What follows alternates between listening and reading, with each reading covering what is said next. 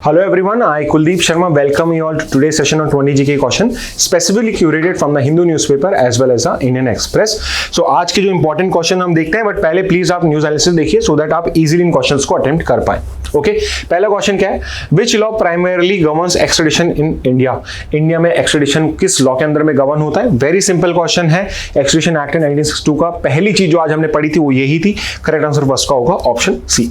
Next पे आते हैं, who is the nodal authority in India for processing extradition request. तो कौन सी अथॉरिटी इंडिया की जो एक्सट्रेडिशन रिक्वेस्ट को करता है. तो यहाँ पे ये सारी एजेंसीज हैं जो कहीं ना कहीं इन्वॉल्व होती हैं बट एक्चुअल में it is a ministry of external affair जो नोडल अथॉरिटी जो मेन अथॉरिटी है जो एक्सट्रेडिशन को यहाँ पे करता है. सेकंड का करेक्ट आंसर होगा ऑप्शन बी.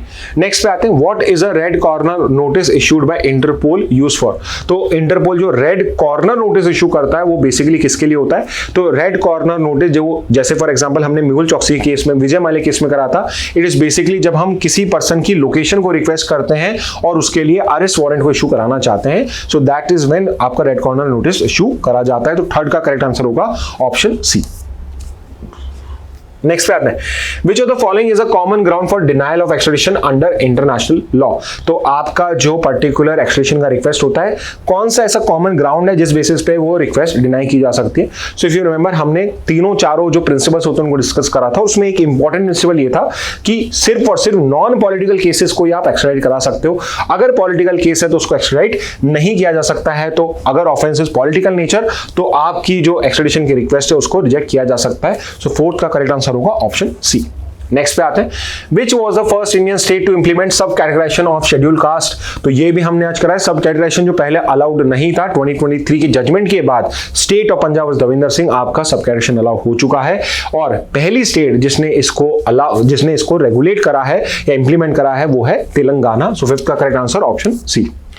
नेक्स्ट पे आते हैं, the landmark 2023 judgment supreme court ruling allowing sub categorisation of schedule caste is. तो जस्ट मैंने भी आंसर करा, state of Punjab versus Davinder Singh is the case जिसके अंदर में ये पर्टिकुलर आपका जो सब कैटेगराइजेशन उसको अलाउ किया गया. सिक्स का करेक्ट आंसर हो जाएगा ऑप्शन बी.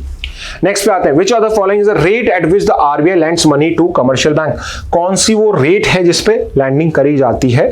तो इसके अंदर में सिंपली ये पूछा गया कि प्राइमरी रेट कौन सी है जिसपे बेसिकली जो बैंक्स होते हैं वो डिसाइड करते हैं या आरबीआई डिसाइड करते हैं कि बैंक्स में किस रेट पे लोन्स दूं. तो ये हमने आज समझा है वो है रेपो रेट या रीपर्चेज ऑब्लिगेशन रेट जिस बेसिस पे आपका ये पर्टिकुलर ट्रांजेक्शन किया जाता है. 7 का करेक्ट आंसर होगा सी. नेक्स्ट पे आते हैं, which organization in India is responsible for formulating the monetary policy. Monetary policy India के अंदर में कौन यहाँ पे फॉर्मुलेट करता है. I am sure many of you जो अभी इसको अदरवाइज अलग से कर रहे होते हैं तो वो ऑप्शन ए देखते ही मार्क कर देते हैं but A is not correct. The correct answer is reserve bank of India. आपकी जो monetary policy it is basically regulated by the reserve bank of India. 8 का करेक्ट आंसर होगा ऑप्शन डी. नेक्स्ट पे आते हैं, the monetary policy committee consist of how many members. तो ये भी हमने पढ़ा था, बस इतना ही पढ़ा था कि मॉनेटरी पॉलिसी कमेटी के 6 मेंबर्स होते हैं. एक्स्ट्रा अगर आपको मैं बताऊं तो आपके 3 मेंबर्स आरबीआई के होते हैं और 3 मेंबर्स गवर्नमेंट के नॉमिनेटेड होते हैं. तो टोटल ऑफ 6 मेंबर्स. 9 का करेक्ट आंसर हो जाएगा ऑप्शन सी. नेक्स्ट पे आते हैं, which of the following benchmarks is most commonly use for retail floating rate loans in India today. Basically कौन सा बेंचमार्क एक्सटर्नल बेंचमार्क है जिस बेसिस पे बैंक्स जो होते हैं वो अपनी रेट्स को डिसाइड करते हैं. तो इसको भी हमने डिस्कस करा था. उसको बोला जाता है EBLR या एक्सटर्नल बेंचमार्क लैंडिंग रेट. तो करेक्ट आंसर 10th का होगा ऑप्शन सी. नेक्स्ट पे आते हैं, which organization regulates the functioning of commercial banks in India. India के अंदर में कमर्शियल बैंक्स को कौन रेगुलेट करता है. तो बहुत सिंपल सा क्वेश्चन है. इट इज आरबीआई ऑब्वियसली जो आपके सारे बैंक्स को रेगुलेट करती है. 11th का करेक्ट आंसर होगा ऑप्शन सी. नेक्स्ट पे आते हैं, who is the current governor of the reserve bank of India. 2025 की अगर बात करी जाए तो करंट आरबीआई गवर्नर कौन सा है. तो ये सारे के सारे 3 जो है इनमें फॉर्मर आरबीआई गवर्नर और एक प्रेजेंट आरबीआई गवर्नर है.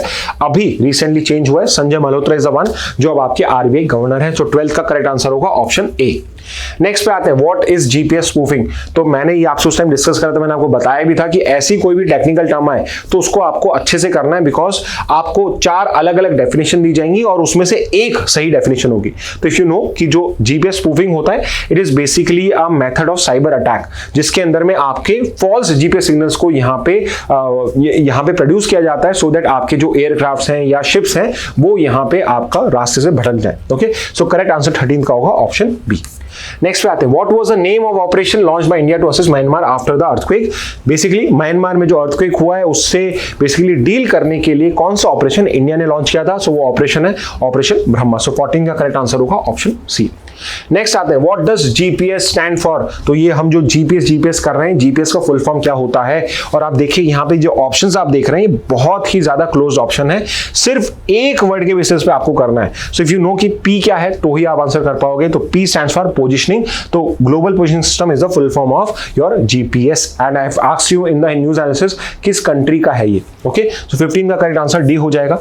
नेक्स्ट पे आते हैं, when did the Jallianwala Bagh massacre took place. तो ये जलियनवाला बाग मैसेकर कब हुआ था, so the date was April of 13, the year was 1919, so correct answer 16 का option A obviously। नेक्स्ट पे आते हैं, who was a British officer responsible for ordering the Jallianwala Bagh massacre. अब यहां पर बहुत स्टूडेंट्स कंफ्यूज हो जाते हैं, you have Michael O Dyer and you have Reginald Dyer only, pronunciation भी सेकंड नेम का बहुत कॉमन है, बट यू शुड नो कि यहां पे पूछा गया कि जलियनवाला बाग मैसेकर का ऑर्डर किसने दिया था, वहां पे कौन था जिसने वो ऑर्डर दिया था। So he was Reginald Dyer, not Michael O Dyer.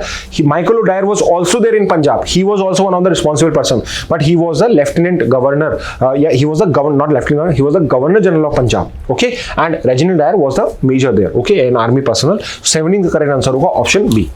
Next पे आते हैं, which key figure from Kerala played a significant role in protesting the Jallianwala Bagh massacre and fought a legal battle against the British. तो इसको हमने proper discuss करा है। Sir Shankaran Nair जो आपके यंगेस्ट आईएनसी के आपके प्रेसिडेंट भी बने थे, और he was one of the permanent जज of the Madras high court during British India times also. तो इनके अगेंस्ट में इन्होंने एक लीगल बैटल फाइट किया था, डेफेमेशन का केस फाइट किया था जो इनके अगेंस्ट फाइल किया गया था बाय माइकल ओ डायर, और फाइनली इनके अगेंस्ट में हुआ था, but it actually showed to the Indians कि जो ब्रिटिश सिस्टम है वो एक्चुअली बायस्ड अगेंस्ट है Indians. Okay, so correct answer 18 का हो जाएगा option B.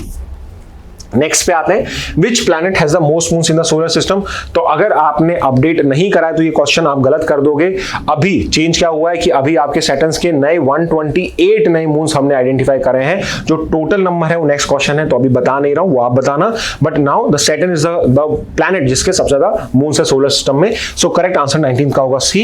And the next question is कि सैटर्न के टोटल अब कितने मून्स हो चुके हैं, 200, 250, 274 या 300। सो वी नो दिस कि अब 128 एडिशन के बाद में अब सैटर्न के टोटल 274 मून्स हो सकते हैं, which is the maximum in the solar system. Okay, तो student these were the important 20 GK question for today. I am not saying these are the only important question, और I am also not saying कि these are all of these are that important.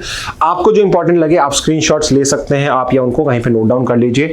News analysis के जो notes अगर आप बना रहे हैं तो आप इजीली इन सब क्वेश्चंस को भी आंसर कर पाओगे। Okay, so with this let's end today session. Thank you and have a very nice day.